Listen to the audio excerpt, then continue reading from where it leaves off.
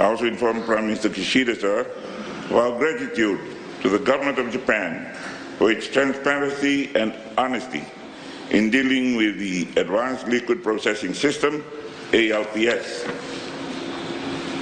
We acknowledge the commitment, Japan's commitment to keeping the foreign leaders and global community fully informed of the measures being taken to ensure the safety and effectiveness of the ALPS process.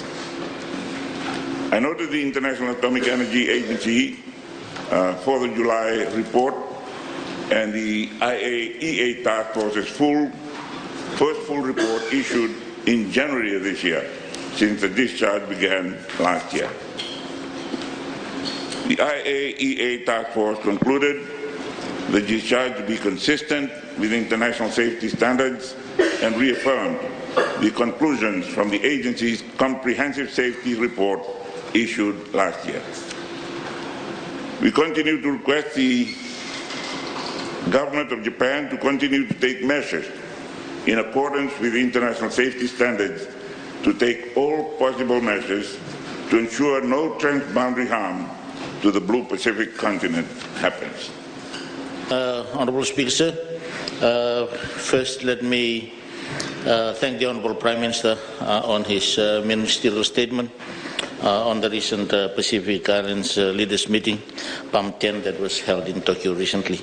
But before I speak on some of the issues that he raised, Honourable Speaker, sir, let me just clarify our non-attendance to the Wingarabi Babanwa yesterday, because we were confronted with so many questions from members of government.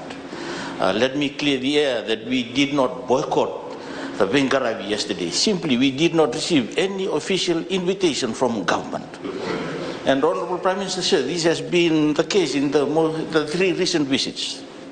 Visit by the Honourable Prime Minister of Australia, Prime Minister of Japan, of New Zealand, and again yesterday. Somebody in Foreign Affairs needs to answer to this, Mr. Speaker, sir. We are equally concerned and disappointed too, and I need to raise it, sir. Thank you, sir. PAM plays a very important role in strengthening our cooperation within the region and indeed with our bilateral partners. I therefore thank the Honourable Prime Minister for his participation in the PAM 10 summit and for having committed Fiji to the leadership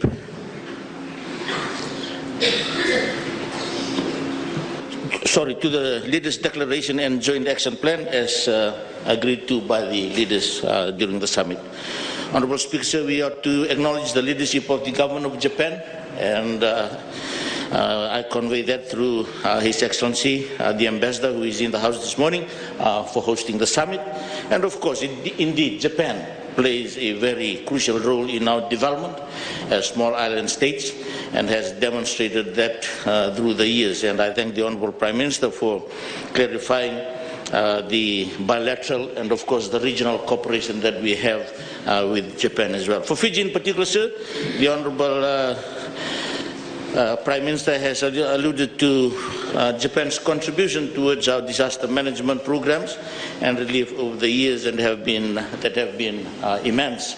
And I benefited a lot from the exchanges with Japan, particularly with the father of DRR, the old professor, and Fiji through the NDMO has learned a lot, and of course with the signing of one of the three MOUs, particularly Honourable Prime Minister, sir, on the QZSS satellite system, that's most welcome, because Japan also played a key role in the development of our disaster risk reduction policy that is consistent with the Sendai framework of 2015.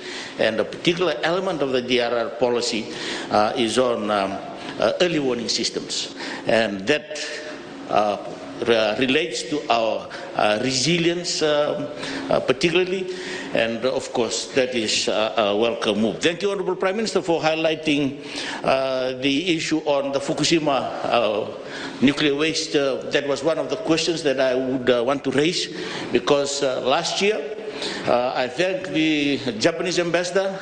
My office was provided with an update on the scientific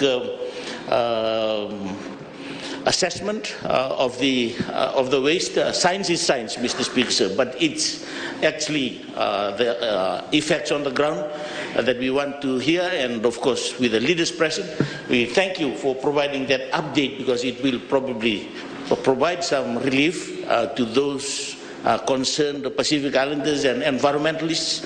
But we hope that we will continue to have dialogue with the Japanese government as we progress when more of such waste is dumped into the Pacific.